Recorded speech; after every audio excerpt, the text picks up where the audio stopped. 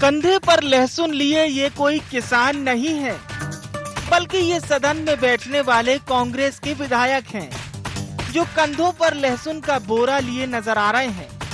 इसमें विधायक ही नहीं बल्कि पूर्व मंत्री भी शामिल हैं। बड़ी बात यह है कि जब ये सत्ता में थे उस समय भले ही किसानों की सुध नहीं ली हो, लेकिन सत्ता जाने के बाद एक बार फिर कांग्रेस को अन्नदाता की याद जरूर आ गई है। एमपी विधानसभा का मॉनसून सत्र पहले ही दिन हंगामेदार रहा।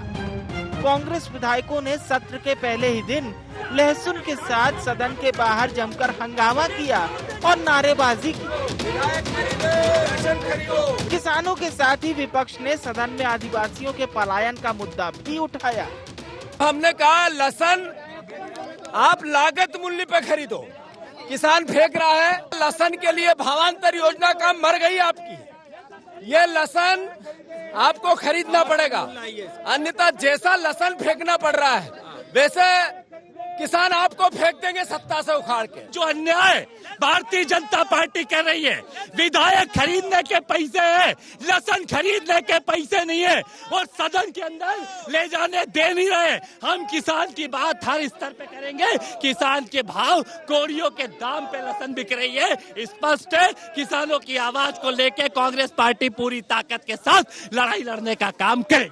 आदिवासियों को न रोजगार मिल रहा है, न बेरोजगारों को नौकरी दी जा रही है, और जो योजना गांव में चलना चाहिए वो सारी योजना बंद पड़ी है। 4.5 लाख लोग गुजरात महाराष्ट्र की तरफ चले गए। तो ये सारी स्थिति तो लोग आदिवासी की हालत बड़ी खराब है। हालांकि विपक्ष के हर सवाल का जवाब देने के लिए सरकार तैयार है और अभी भी सरकार अपनी बात पर अडिग है। उनका कहना असत्य है। जहाँ तक ध्यानाकर्षण की बात है, जरूर लगाना चाहिए और सरकार हर ध्यानाकर्षण का जवाब देने तैयार है। वो पहले अपना ही बता दें, जब वो केंद्र में मंत्री रहे, राज्य में रहे, तो उन्होंने कितनों को रोजगार दिया था। दूसरे पे उंगली उठाना सरल है। हमारे यहाँ फसल बीमा और अन्य अन्य प्रकार के उपाय भी हैं जो इन सारे मामलों में निपट सकते हैं। मैं उम्मीद कर रहा हूँ कि सरकार के स्टेप के साथ विपक्ष भी संवेदनशीलता दिखाए। उनके समय के हालात में और अब के हालात में बहुत अंतर है। मैं उम्मीद कर रहा हूं कि फसल बीमा के माध्यम से, राहत कार्यों के माध्यम से इस तरह से निपटा जा सके। कुल मिलाकर सदन की पहले दिन की ये तस्वीर बताने के लिए काफी है कि 5 दिवसीय सत्र हंगामेदार रहने वाला है। अब बड़ा सवाल ये है कि सत्र की गूंज में जनता के मुद्दे कहीं दब तो नहीं जाएंगे। सवाल ये भी कि क्या सत्र का समय बढ़ाने से जनहित के मुद्दों पर सार्थक चर्चा हो पाएगी। Bureau report, IND 24।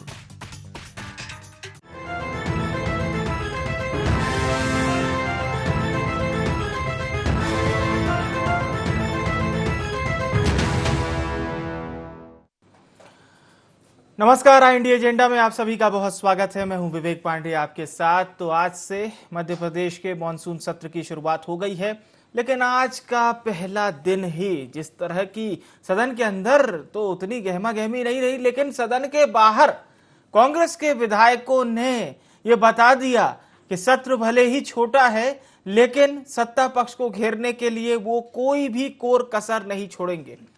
कांग्रेस ने यह भी कहा था कि सदन छोटा है, इसको बढ़ाया जाना चाहिए। सरकार ने फैसला भी लिया है।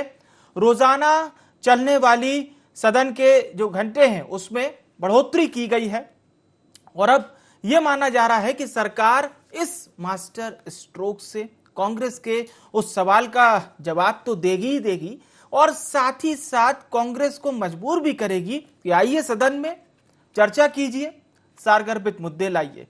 कांग्रेस ये कह रही है कि आपने किसानों को फसल के सही मूल्य नहीं दिए और जाहिर सी बात है जो प्रतीकात्मक प्रदर्शन आप कांग्रेस का देख रहे थे वो भी इसी की कहीं ना कहीं एक जुबानी भी थी। तमाम विषयों पर हम चर्चा करेंगे।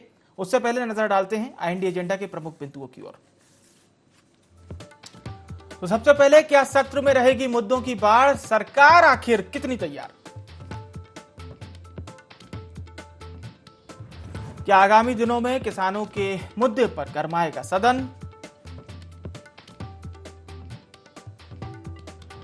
क्या लहसुन पॉलिटिक्स से अन्नदाता होगा फिक्स? और अंत में क्या सत्र का समय बढ़ाने से जनहित के मुद्दों पर होगी चर्चा, ये वो तमाम सवाल होंगे जिस पर हम चर्चा करेंगे। खास मेहमान हमारे साथ जुड़ चुके हैं, आशीष शर्मा जी हमारे साथ जुड़ चुके हैं, भारतीय जनता पार्टी के विधायक हैं। मध्य प्रदेश के वरिष्ठ पत्रकार संदीप पौराणिक साहब भी हमारे साथ जुड़ चुके हैं। आप दोनों मेहमानों का बहुत स्वागत है। आशीष शर्मा जी, पहला दिन जो कि माना जाता है सदन में, लेकिन श्रद्धांजलि के बाद या उससे थोड़ा सा पहले कांग्रेस के विधायक जिस बॉडी लैंग्वेज में नजर आ रहे थे, या हमने नेता प्रतिपक्ष को भी सुना था, वो भी कह रहे थे कि बहुत बड़े विषय हैं विपक्ष के पास, सरकार को घेरने की पूरी तैयारी है। आशीष जी, देखिए, आज सदन का पहला दिन था और श्रद्धांजलि दिवंगतों के प्रति सदन में व्यक्त की गई। मैं ऐसा मानता हूं कि आज सदन में विपक्ष के नेता श्री कमलनाथ जी को रहना था, क्योंकि आज की श्रद्धांजलि तालिका में जगत गुरु शंकराचार्य जी, जिनका जो ब्रह्मलीन हुए, उन्हें भी श्रद्धांजलि दी जाना थी।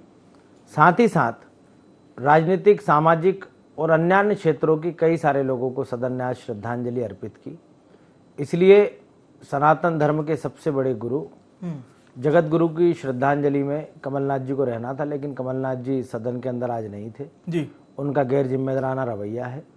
रही बात कांग्रेस के प्रदर्शन की, तो सदन चूंकि चल रहा है, सड़क पे आप लोग प्रदर्शन कर रहे हो, अच्छा होता कि प्रदर्शन करने वाले लोग सदन के अंदर आकर भी अपनी बात रखते हैं। लेकिन अभी सदन की समय सीमा है, बची हुई है, और इसलिए कांग्रेस जो भी विषय रखना चाहेगी, हम उस पर न सिर्फ चर्चा कराएंगे बल्कि उसका जवाब भी देंगे। लेकिन कांग्रेस को उत्तर सुनने के लिए भी सदन के अंदर मौजूद रहना चाहिए। कांग्रेस हंगामा करके भाग जाती है कई बार, और उत्तर जो सरकार देती है, मंत्री देते हैं, उसको ग्रहण नहीं करती। ऐसा कई बार सदन में हुआ है, जब हमारे माननीय मुख्यमंत्री जी सदन में खड़े हुए, कई विषयों पर मंत्री लोग खड़े हुए, तो भी कांग्रेस ने सदन से वॉकआउट कर दिया। कांग्रेस को किसानों के दर्द से कोई लेना देना नहीं है। हमारी सरकार किसान हितैषी है। पूरे भारत में यदि किसानों को 6,000 रुपये किसान सम्मान निधि मिल रही, तो मध्य प्रदेश में 10,000 मिल रही, लगभग 84 लाख से अधिक किसानों को। इसलिए जो तात्कालिक संकट सामने आया है, किसानों को उनके लहसुन का सही भाव नहीं मिल रहा है, मुझे लगता है कि ऐसे मुख्यमंत्री, ऐसी सरकार जो किसान हितैषी है, वो इस बारे में कोई ना कोई ठोस निर्णय अवश्य लेगी। किसानों को नुकसान नहीं उठाने दिया जाएगा। ठीक है, चर्चा में हमारे साथ सुरेश राजे जी भी जुड़ चुके हैं, कांग्रेस के विधायक हैं। सुरेश जी, जो बात आशीष शर्मा जी कह रहे थे, कांग्रेस के विधायक सदन में चर्चा नहीं करना चाहते, लेकिन नेता प्रतिपक्ष तो कह रहे थे कि समय बहुत कम मिला है हमें, 3-4 दिन में तो चर्चा ही नहीं हो पाएगी। सुरेश जी, मेरी बात से तो मुझे लगता है कि हमारे वरिष्ठ साथी भी सहमत होंगे कि क्या मैं उनके आपके माध्यम से उनसे पूछना चाहता हूं, ये पर्याप्त समय है सदन चलाने के लिए? 3 दिन में या 4 दिन में कैसे इतने बड़े विषयों को आप पूरा कर सकते हैं? एक दूसरा, अभी आदरणीय कह रहे थे कि हम सदन में चर्चा सुनना नहीं चाहते या कराना नहीं चाहते, हम भागते हैं। ऐसा कोई विषय नहीं है। देखिए, हमारा जो काम है वो हम करेंगे, सरकार का जो काम है वो सरकार को करना चाहिए। जहाँ तक सवाल है कि किसान हितैषी सरकार है, कोई भी सरकार हो, कोई सरकार कहेगी कि हमारी सरकार किसान विरोधी है, लेकिन मैं आपके माध्यम से ये जानना चाहता हूँ, भावांतर योजना कौन लेकर आया? आज वर्तमान में जो हालात हैं, कोई शौक नहीं लगता किसान को या विपक्ष को। हमारा मकसद कोई हुई हंगामा खड़ा करना नहीं है। हमारा मकसद है सिर्फ सरकार को चेताना, सरकार को जगाना, सरकार को ठीक दिशा में ये एहसास कराना कि वाकई में ही वर्तमान में किसान परेशान है। देखिए, इन्होंने कहा कि 10,000 रुपये, मैं ये कहना चाहता हूं साहब, ये 10,000 की आप बात कर रहे हो, आपको धन्यवाद कि आप 10,000 दे रहे हो, लेकिन कभी इस बात पर विचार किया है कि उस किसान की लागत मूल्य कहां पहुंच रही है? उसका कीटनाशक दवाओं का आपके उस पर कोई कंट्रोल नहीं है। कहां कितनी, मतलब महंगाई की कोई सीमा नहीं है। कोई 10 गुना 20 गुना की बात छोड़ो, कई दवाओं पे साहब 100% महंगाई बढ़ गई। आखिरकार आप किसान की बात कर रहे हो, ठीक है, 6,000 दे रहे हो, 10,000 दे रहे हो, मैं नहीं कह रहा, लेकिन ना काफी है कि आज वर्तमान में देखिए भावांतर योजना का लाभ लहसुन और प्याज दोनों की स्थिति बद से बदतर है। हमें किसान के दर्द को समझना चाहिए और ये विषय नहीं है अगर हम नहीं जगाते, अगर लहसुन के कट्टे अगर सर पर रख के नहीं ले जाते, हम सिर्फ अपनी बात रखते, हमें मालूम है कि सरकार हमारी कितनी बात सुनती है सदन के अंदर। देखिए यही वो सरकार है जिसने किसानों का प्याज खरीदा, करोड़ों रुपए का प्याज हमने खरीदा और किसान को राहत देने का काम हमने किया। क्योंकि लहसुन और प्याज, आलू है, टमाटर है, ये ऐसी फसलें हैं कि जो ज्यादा दिन तक संरक्षित नहीं रह पाती। लेकिन आज वो लोग प्रदर्शन कर रहे हैं जिनकी सरकार के समय किसानों ने टमाटर रोड पर फेंका, प्याज के भाव किसानों को नहीं मिल पाए, वो लोग आज किसान के लिए प्रदर्शन कर रहे हैं। तो मुझे लग रहा है कि इसमें सिर्फ राजनीति है। किसानों की समस्या सरकार तक पहुंची है, हमारे प्रतिनिधियों ने, हमारे कृषि मंत्री जी को सबको संज्ञान में है कि ये भाव नहीं मिल पा रहा है। लेकिन उसके लिए केंद्र सरकार से भी बात हुई है, निर्यात से प्रतिबंध हटेगा तो हमारे यहाँ का जो अच्छा लहसुन है वो भी विदेशों के बाजारों तक पहुंचेगा और उसके कारण अच्छी बात है, अच्छा भाव मिलेगा। जी संदीप पौराणिक साहब, मेरा सीधा सवाल आपसे ये है सर, किसान दिखता बड़ा सौम्य है, बड़ा ही सरल होता है, लेकिन जब एकजुटता की बात आती है और किसान जब एक साथ किसी पार्टी के लिए, किसी चेहरे पर मुहर लगाने पर आते हैं, तो हमने देखा है बड़ी बड़ी सरकारें बदल गई और किसानों के ही नाम पर। आज से नहीं, तकरीबन 40-50 साल का अगर हम ग्राफ देखेंगे देश का, राज्य का, दोनों जगह ये बात सामने आती है। आज भी किसान परेशान है। शाजापुर की तस्वीरें हमने देखी और जिस तरह से हो सकता है कि प्रतीकात्मक तौर पर किसान 1 या 2 बोरा तालाब में फेंक रहा है, लेकिन कहीं ना कहीं एक दर्द तो है। क्या कांग्रेस इस दर्द को कह लीजिए या किसानों की आवाज के सहारे ही 23 की नैया पार करना चाहती है? देखिए विवेक जी, आपको एक चीज मानना पड़ेगी कि किसान राजनीतिक लाभ लेने का एक सहारा बन गया है। कोई भी राजनीतिक दल हो, चाहे विपक्ष, लाभ लेने का सीधा सीधा विपक्ष हो या सत्ता पक्ष हो, जी। किसान की हालत दिन प्रतिदिन बदतर हुई है, इसे कोई नहीं नकार सकता। हम कभी भी कोई भी आंकड़े देख लें कि इस देश में खेती किसानी छोड़ने वालों के आंकड़े की स्थिति क्या है, खेती हर मजदूरों की संख्या क्या है, यह हमें बता देंगे कि देश में खेती के प्रति सरकारों का रवैया क्या रहा। जी। सरकारें घोषणाएं बहुत करती हैं क्योंकि हमारे देश की 80% आबादी जो है वो खेती से जुड़ी हुई है किसी न किसी रूप में। तो एक वोट बैंक तो है, वो सत्ता बदलने में, सत्ता बनाने में सहायक है। जहां तक राजनीतिक दल हो, चाहे कांग्रेस रही हो या बीजेपी रही हो, क्या ईमानदारी से इन दलों के राजनेताओं ने अपने सीने पर हाथ रख के कभी सोचा है कि किसान को वो हक मिला जिसका वो हकदार था? जिस हिसाब से कर्मचारियों की सैलरी बढ़ी, जिस हिसाब से दीगर चीजों की महंगाई बढ़ी, क्या किसान को उसका लाभ मिला? जी। किसान को उस उपज का दाम मिला? आप कल्पना कीजिए कि 3 एकड़ खेत में एक परिवार के 7 सदस्य काम करते हैं पूरे साल, और अंत में उपज कितनी आती है उनके हाथ में, खर्च कितना होता है, ये भी एक वैल्यूएशन की जरूरत है। लेकिन जहां तक आपने बात कही, राजनीति है, राजनीतिक दल है, राजनीति करेंगे जी। उनका बड़ा मकसद होता है सत्ता हासिल करना। वो कहते हैं कि सत्ता हासिल करके हम सेवा करना चाहते हैं, लेकिन दलों को मैं कहता हूं कि इस किसान के बारे में ईमानदारी से सोचना चाहिए। जो लहसुन की बात आपने कही प्रतीकात्मक हो सकती है जी, लेकिन किसान परेशान है, इसे कोई नहीं नकार सकता। कोई कहता है हम आमदनी दुगनी कर देंगे, स्थिति यह है कि लागत दोगुनी हो गई। ये दौर ऐसा है कि अगर आपने किसानों का ख्याल नहीं रखा, सत्ता में कोई भी दल हो, चाहे कांग्रेस रहा हो चाहे बीजेपी रहा हो, अगर उसने किसानों का ख्याल नहीं रहा तो हमारे देश की जो रीढ़ है वो मुझे लगता है आने वाले समय में कमजोर हो जाएगी। राजनीति से हटके भी सोचने की जरूरत है, मुझे लगता है विवेक जी। मैं बिल्कुल इसमें एक बात और आपसे सर पूछना चाहता हूं। जब स्वामीनाथन साहब की रिपोर्ट आई थी इस देश के सामने और माना जा रहा था कि इंदिरा गांधी जी बिल्कुल अब किसानों के मतलब अच्छे दिन आने वाले, हालांकि ये नारा उस समय नहीं था, स्वामीनाथन साहब को भारत में किसानों की आय बढ़ाने की जो हम शुरुआत कह सकते हैं, तो वो उस रिपोर्ट के आधार पर हुई। लेकिन हरित क्रांति के बाद क्या वाकई में किसान इतना आगे तक आया? क्योंकि ये साल 2022 चल रहा है और हम बात कर रहे हैं 1970 की, जब इस रिपोर्ट पर काम हो रहा था। देखिए विवेक जी, हमेशा क्या हुआ है कि स्वामीनाथन रिपोर्ट को अगर लागू किया जाता तो किसानों की स्थिति में बदलाव होता है, इसे कोई नहीं नकार सकता। हमारे यहाँ सबसे बड़ी जो मुझे लगता है, हो सकता है ठीक हो या गलत हो, हमारे यहाँ जो मौसमी फसलें या जैसे लहसुन कह लें, प्याज कह लें, इनके प्रसंस्करण पे ज्यादा ध्यान नहीं दिया गया। अगर वाकई में इस पर भी काम किया जाता तो आज जैसे लहसुन फेंकने की जरूरत हुई तो उसका अर्क कुछ भी बन सकता था। प्याज है, टमाटर है, क्यों फेंके जाते हैं? अगर प्रसंस्करण पर ध्यान दिया गया होता तो मुझे लगता है कि इन स्थितियों को और बेहतर किया जा सकता। बिल्कुल बिल्कुल। और इसीलिए मैं अब आशीष जी, ग्रामीण परिवेश क्षेत्र जो कि आपका विधानसभा क्षेत्र भी है और वहां पर भी कई सारे किसान होंगे, कई सारे तो आपके वोटर्स भी होंगे जिन्होंने आपको जिताया है। पर मैं इसलिए ये बात पूछ रहा हूं शर्मा साहब कि भारतीय जनता पार्टी, जाहिर सी बात है, साल 2023 में जब आप जनता के बीच में जाएंगे तो किसानों को भी ये बताना होगा कि देखिए हमने आपको लहसुन के अच्छे दाम दिलवाए, हमने आपको लागत मूल्य से भी ज्यादा आपको पैसा दिया ताकि आपको घाटा ना हो। पर आगर मालवा, सुजालपुर, अकोदिया, यहां से जब तस्वीरें सामने आती हैं तो वो बड़ा समानांतर नहीं होती सर। देखिए, मध्य प्रदेश में विभिन्न स्थानों पर अलग अलग तरह की फसलें उगाई जाती हैं। निमाड़ में आप जाओगे तो मिर्ची की खेती आपको मिलेगी, कई बार मिर्ची का भाव नहीं मिलता जी। रायसेन, विदिशा तरफ आप जाएंगे तो टमाटर, सब्जियों की अच्छी पैदावार होती है।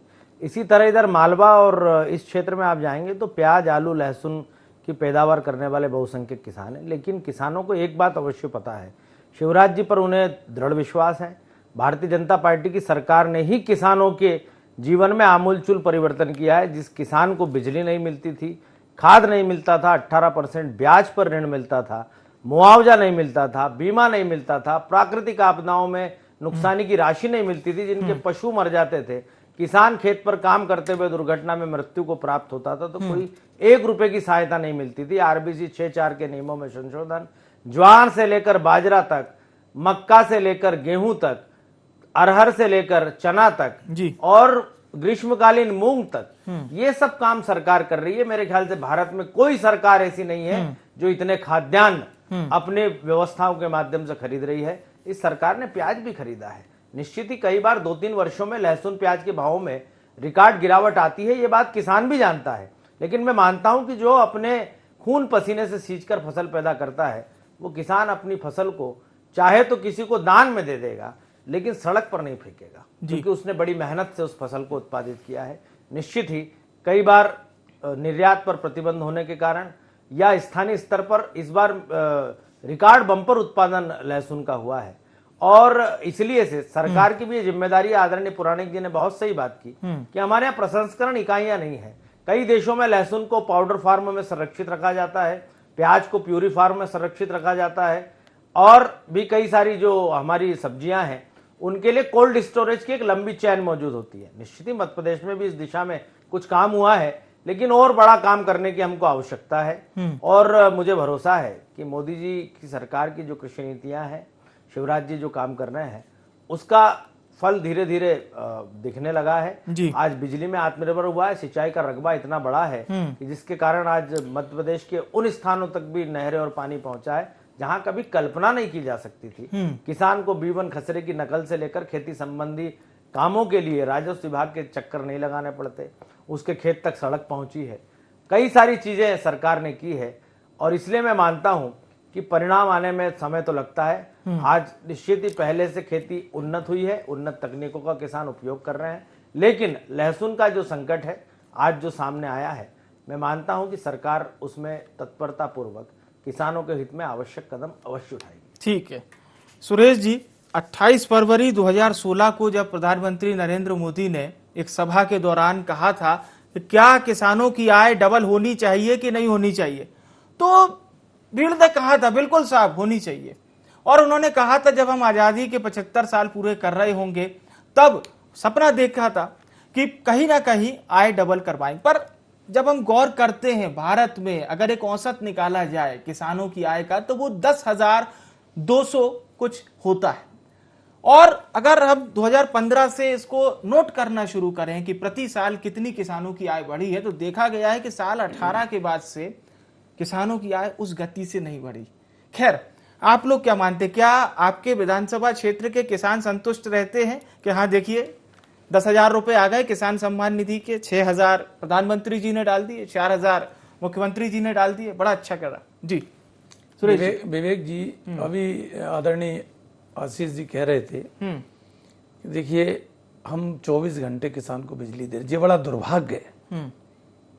हम दोनों आपके सामने बैठे हैं, मैं अपने खुद के क्षेत्र की बात कर रहा हूं, यही हाल पूरे प्रदेश का है। आदरणीय 24 घंटे तो बहुत बड़ी बात है। अटल ज्योति नहीं, मैं अभी आ रहा हूं। अटल ज्योति जिसको सम्माननीय अटल जी के नाम पर जो ज्योति चल रही है, 24 घंटे तो छोड़िए, कई क्षेत्र ऐसे बता दूं जिनमें 2-2, 3-3 दिन तक उस लाइट के दर्शन नहीं होते। एक, अगर दर्शन होते भी हैं तो वो ऐसी पीस जाती है कि अब 9 वाट का CFL भी उससे नहीं जल पा रही। 2, अब आ जाओ 10 घंटे किसान को लाइट की बात कर रहे हैं आदरणीय। अगर मैं कह रहा हूं किसान को ये 10 घंटे की बजाय उसको कंटिन्यूस 7 घंटे भी लाइट दे, किसी भी समय दें, तो मैं कह रहा हूं किसान बहुत कुछ कर सकता है। हमारे क्षेत्र में आज हालत ये है, नहर से पानी पहुंच नहीं पा रहा समय पर, क्योंकि बारिश कम हुई है। बारिश कम होने के कारण ऊपर का किसान नीचे पानी जाने नहीं दे रहा। और साहब जहां सिर्फ और सिर्फ लाइट का साधन है, वहां हमारी स्थिति ये है विवेक जी कि हमारे यहाँ का किसान भगवान की तरफ देख रहा है, क्योंकि सरकार से कोई उम्मीद बची नहीं, लाइट मिल नहीं रही है। मैं आशीष जी के सामने ये बैठ के कह रहा हूं, मेरे क्षेत्र की पूरी जानकारी ले लें कि कहां कितने घंटे लाइट मिल रही है। मैं फिर कह रहा हूं साहब कि हम तो सरकार कोई भी देखिए, मैं ये नहीं कह रहा, आप कम से कम ये तो चिंता कर सकते हैं ना साहब कि हमने 10 घंटे की कही है। हमारे क्षेत्र में वो जो अधिकारी कर्मचारी है, इन गरीब किसानों को, जिसको हम अन्नदाता कहते हैं, वो वाकई में ही हमारा अन्नदाता भगवान है, लेकिन हम उसके लिए उतना कर नहीं पा रहे जितना उसके लिए होना चाहिए। कम से कम मैंने कहा ना 10 घंटे ना दें, हमारा किसान 7 घंटे में संतुष्ट है। 7 घंटे तो बिजली दो साहब, वो भी उपलब्ध नहीं है। और एक नई समस्या जो खड़ी कर दी है बिजली के बारे में, आशीष जी ने कहा, आशीष जी पहले जब आपने मीटर लगवाए, मीटर में आपकी रीडिंग आ रही है तो बिल रीडिंग के हिसाब से लेना चाहिए ना साहब। जहां मीटर लगे हैं, सरकार के द्वारा लगाए गए मीटर हैं, मीटर को ताक पर रख के, मीटर की बिलिंग को, रीडिंग को ताक पर रख के सबकी सब जगह आकलन खपत दे रहे हैं, एवरेज बिल दे रहे हैं। एवरेज बिल भी हुजूर जब 100 रुपए 100 यूनिट वाला बिल आता था ना, तब उसको नहीं कई किसान भर पा रहे थे। आज स्थिति ये 2 से 2,500, 3,000, 3,500 तक। कैसे? मैं कह रहा हूं, नहीं, विधायक जी, आशीष जी मैंने कहा ना, आप तो देखिए ज्यादा समय नहीं गुजरा है साहब, 1.5 साल का अंतर है। अभी ये सरकार आप चला रहे हो, 1.5 साल पहले कमलनाथ जी की सरकार थी, 100 रुपए 100 यूनिट बिजली। आज वर्तमान के हालात ऐसे हो गए हैं, मैं कह रहा हूं आप थोड़ा गौर तो कीजिए। अगर सुरेश राजे झूठ बोला तो अगले डिबेट में बात करेंगे अपन साहब। 2, 2,500, 3,000, 3,500 बिल नहीं भर सकता किसान, गरीब नहीं भर सकता, मजदूर नहीं भर सकता। मैं फिर किसान को तो फ्लैट रेट पर बिजली मिल रही है, नहीं किसान को वर्ष में 2 बार रबी फसल और खरीफ फसल पर आशीष जी बिजली स्थायी दो कनेक्शन, अस्थायी कनेक्शन लेने की आशीष जी पात्रता बिजली होती दो है। तो मैंने मान ली, मिल रही है, मैंने मान लिया। आपके समय 15-15 दिन तक ट्रांसफार्मर नहीं बदलते थे, आज ट्रांसफार्मर समय पर बदलना है। सुनो साहब, विद्युत लाइनों का हमारे विस्तारीकरण हुआ समय है। में, हमारे आपके समय में किसान के खेत की पहचान जनरेटर होता था, में किसान को जनरेटर से सिंचाई करना पड़ती थी हमारे संपन्न किसानों को, किसान को और गरीब आदमी को चलिए रबी की फसल बोता नहीं था। देखिए साहब, किसान मार्केट में मिलता था, कुछ नहीं करना हमने पड़ता कितना था। पावर ग्रिड बनाए, आज आपकी स्थिति आप देख लीजिए, तुलना कर लीजिए जी। आपके समय। चलिए अंधकार में संदीप जी से हम आपके अंतिम जमाने में प्रतिक्रिया स्थिति जरूर है, ले 10 लेते गुना हैं ब्याज लगा के जी। उसको इतना बढ़ा चढ़ा के बिल बनाया जा रहा है, ठीक। तब उसको 25% देंगे, 50% कहां से देगा किसान? संदीप हॉर्स पावर पर भुगतान फाइनल हो रहा है। कमेंट बताइए तो। आपसे। कैसे देगा? देश के प्रधानमंत्री थे लाल बहादुर शास्त्री जी, और उन्होंने ही नारा दिया था जय जवान जय किसान का। उनका कहना था जो भूमिका इस देश में हमारे देश का जवान सीमा पर निभाता है, वही भूमिका हमारे देश का किसान भी निभाता है, एक सम्मान के तौर पर। और वही नारा आगे चल के फिर अटल जी ने भी उसमें जय विज्ञान ऐड ऑन किया था। आपसे एक फाइनल कमेंट प्रदेश में किसानों की स्थिति को लेकर भी, और सदन में तो आज गूंज हो ही गई है, तो जाहिर सी बात है 3-4 दिन हमें यही सब देखने को मिलेगा। जी संदीप जी। देखिए विवेक जी, हम पिछले 75 साल का या 56 के बाद का इतिहास देखें मध्य प्रदेश का, सरकारें दोनों दलों की रही जी। किसान की हालत उस स्तर पर नहीं बदली जो बदलना चाहिए। वादे बहुत हुए, घोषणाएं बहुत हुई, सुविधाएं, मैं ये मानता हूं कि किसान को पहले की तुलना में सुविधाएं मिल रही हैं, पानी, बिजली, ये चीजें। क्या उसकी आर्थिक प्रगति भी हुई? जी। आशीष जी और राजेश जी दोनों लोग ग्रामीण इलाके के विधायक हैं, ये खुद उसको समझते होंगे बेहतर तरीके से। अलग बात है कि स्वीकारें ना स्वीकारें। आज किसान अगर सरकारी मद से प्रधानमंत्री योजना से आवास नहीं मिलता तो कई किसानों के पास मकान नहीं है। वो गाड़ियां नहीं खरीद, मोटरसाइकिल नहीं खरीद सकते, बच्चों को पढ़ाई नहीं करा सकते। तो जब किसान की स्थिति नहीं बदलेगी तो आने वाले समय में एक मुझे ऐसा लगता है कि अगर किसानी छूटती जाएगी जी। तो देश कमजोर होगा, हमारी अर्थव्यवस्था जो रीढ़ है वो कमजोर होगी। सरकारें कोशिश करती हैं लेकिन उस कोशिश से बहुत आगे बढ़ के काम करने की जरूरत है। मुझे ऐसा लगता है ये दौर ऐसा है। बिल्कुल, बहुत बहुत शुक्रिया आप सभी सम्मानित जनों का हमारे साथ चर्चा में शामिल होने के लिए। तो सदन की कार्यवाही का आज पहला दिन था। श्रद्धांजलि सभा के बाद सदन को स्थगित कर दिया गया, लेकिन आने वाले 3 दिन बेहद अहम माने जा रहे हैं। सरकार के लिए भी अहम है और विपक्ष के लिए भी सबसे अहम है, क्योंकि इसमें देखना होगा विपक्ष कौन से मुद्दे उठाता है। आगाज भले ही किसानों से किया, सदन के अंदर तो नहीं किया, लेकिन सदन के बाहर गर्मा गर्मी देखने को मिली। साफ तौर पर किस तरह से विधायकों ने अपनी बात रखी, सरकार किस तरह से जवाब देगी विपक्ष के सवालों का, ये देखना भी अहम होगा आने वाले 3 दिनों में। IND एजेंडा में इतना ही। मुझे यानी विवेक को दीजिए इजाजत। नमस्कार।